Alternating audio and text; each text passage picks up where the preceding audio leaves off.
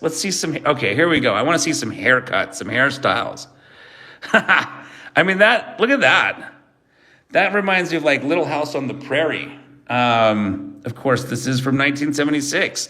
Oh wow! I mean that. Tell me that picture right there, that drawing.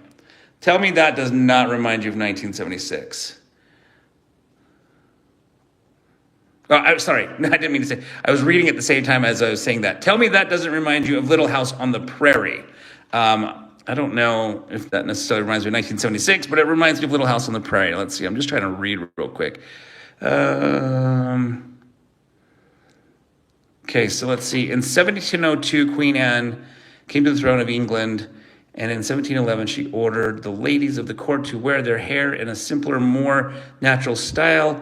It is said that Louis XIV of France greatly approved of this and suggested the French court do the same. That's crazy. The Queen ordered the ladies to wear their hair a certain way in 1702. That's some interesting history.